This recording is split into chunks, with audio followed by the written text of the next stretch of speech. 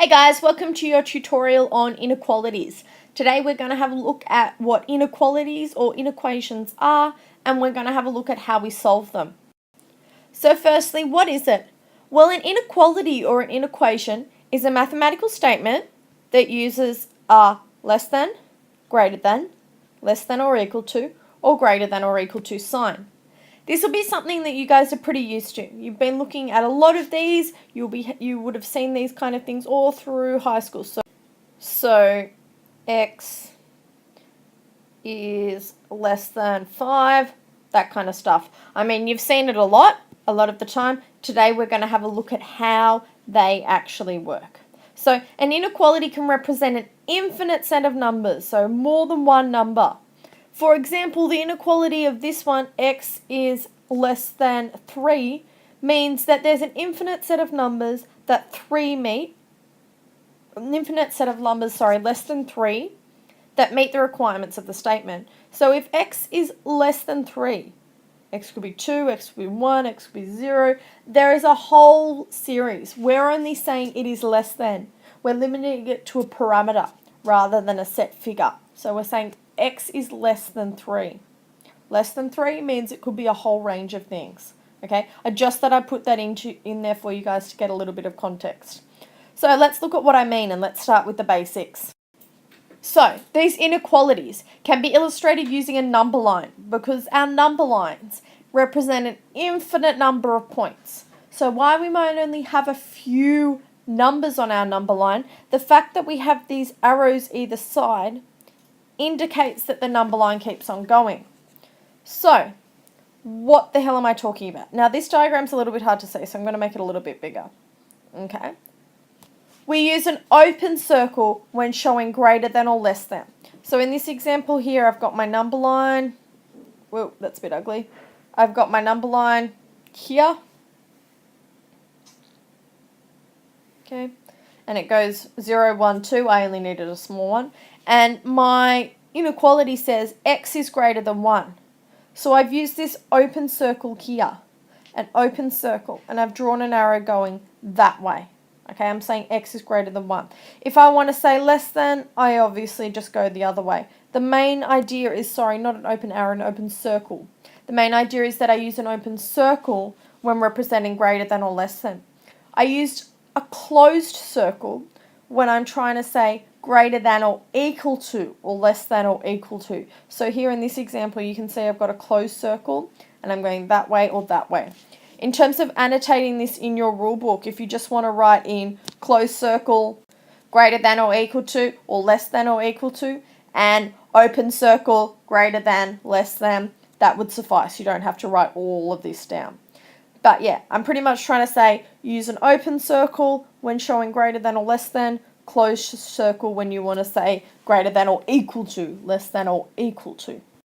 So let's look at some examples. So it says show each of these following examples on a number line. So I've got the first example here. It's saying x is less than 6. So the first thing I do when I'm looking for x is less than 6, I find 6 on my number line. Now it's just saying less than. Okay, so I do an open circle. Then I get my arrow, whoa, I draw my line a little bit straighter than that, and I say less than. Then above it, I write x is less than 6. Open circle, arrow going less than, x is less than 6 written above it. Okay, that open circle indicates that the 6 is not included. So I'm saying it's less than 6. It's not equal to 6, but less than.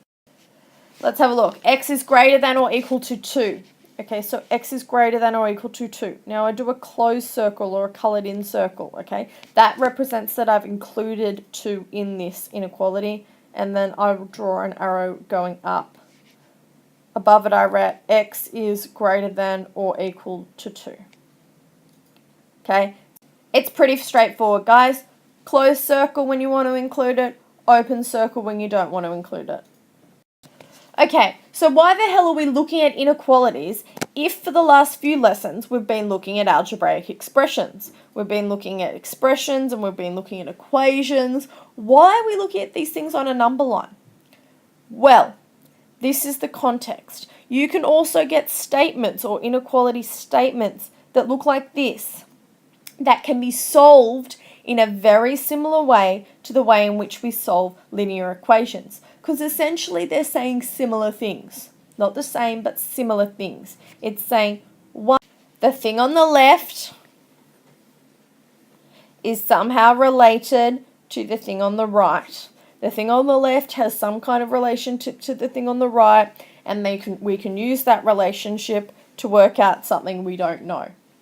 So the thing on the left of a sign has a relationship with the thing on the right, and I can use that to work out something I don't know. So we can solve linear inequalities in a similar way that we have done with equations. So let's have a look. Before we begin, a few things to remember. If we multiply or divide both sides of an inequality by a negative number, the inequality sign is reversed. If we swap the sides of an inequality sign, so if we get 2 is less than x, unlike with an equation, when we flip them around, we have to flip the signs. X is less than 2. Okay, so we can't just simply swap and change like we did with equations. Okay, need to write those down. They'll make sense when we start looking at some of our examples. Okay, let's start looking at a solution for each of the following inequalities. So we've got x subtract 3 is less than 7. X subtract 3 is less than 7. Let me write this out. X subtract 3 is less than 7. Okay, how would I get my x by itself? Okay, I know what I do to one side, I have to do the same to the other. If x subtract 3 is 7, to get rid of the 3 on this side, I must add 3. Add 3 here, so it becomes x is less than 10. X is less than 10. Okay, pretty straightforward, guys. I've followed exactly the same procedure as I did with equations, okay, and I've come to an answer. I solved my pronumeral. Okay, let's look at another example. Okay, what about something a bit more tricky? So 5 subtract 2x is greater than 3. 5 subtract 2x is greater than 3. Now, to get things away from the pronumeral that I'm after, first I'm going to subtract 5 from this side, then I'm going to subtract 5 from that side. Why do I do that? Because I'm trying to get things away from the x. The 5 is the furthest away. So it becomes negative 2x is greater than negative 2. Okay, then in order to get this x by itself, I divide this side by negative 2. I divide this side by negative 2 to get my x by itself. X is greater than negative divided by a negative. Cancels each other out.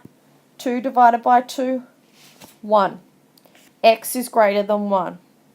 Okay, that's what that statement is saying. So let's have a look here. What can we do here? So that's that one done. Let's look at one more. This one's a little bit more tricky. It's saying d divided by 4 subtract 3 is greater than or equal to negative 11.